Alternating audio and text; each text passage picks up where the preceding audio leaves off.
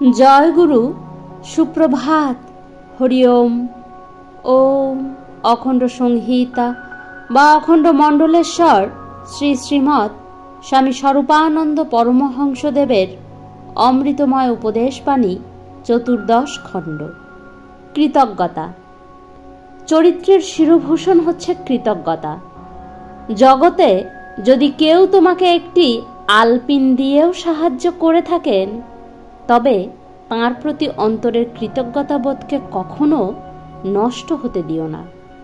পশু পক্ষীর মধ্যেও অনেক সময় অত্যাশ্চর্য কৃতজ্ঞতা দেখতে পাওয়া যায়। আর মানুষ হয়ে জন্মে যদি তুমি অকৃতজ্ঞ হও, তবে ধিক তোমার জন্মে আর ধিক তোমার জীবনে।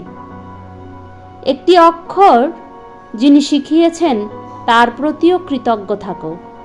বিপদের সময়, দুঃখের সময়, ভয়ের সময় অথবা অবসাদের কালে একটি অঙ্গুলি তুলেও যিনি তোমাকে উৎসাহ ও উদ্যম দেবার চেষ্টা করেছেন, তার কৃতজ্ঞতার ঋণ কখনো ভুলবে না।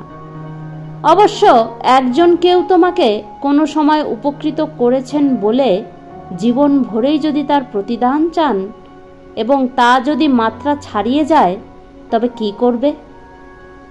এটা অবশ্য একটা সমস্যা। মাতা, পিতা, গুরু এদের কাছে মানুষের ঋণ এত বেশি যে সমস্ত জীবন ধরে তাঁদের সেবা করলেও সে ঋণের পরিশোধ হয় না। তবু যদি তাঁরা কেবলই দাবি করতে থাকেন, তাহলে পুত্র, কন্যা বা শিষ্য, শিষ্যার পক্ষে সেই দাবি পূরণ অসম্ভব হতে পারে। এই ক্ষেত্রে কারো কোনো দাবি পূরণে তুমি অক্ষম হলে সে দাবি পূরণ করবে না, তাতে কোনো দোষ নেই। কিন্তু মনের সুবিনীত ভাবটিকে নষ্ট হতে দিও না।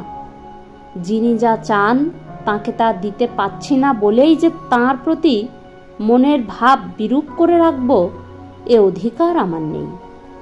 অবস্থার ফেরে অনেক উপকারকের উপকার তুমি প্রকাশ্যে স্বীকার করতে পারো না, কিন্তু অন্তরে যেন অকৃতজ্ঞতা না আসে।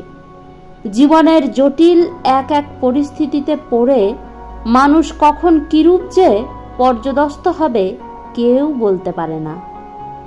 তেমন সংকট সময়ে উপকারীর প্রতি অন্তরের ঋণ স্বীকার বোধকে জাগিয়ে তোমাকে রাখতেই হবে, নইলে তুমি ধর্মচ্যুত হবে। হরি ওম।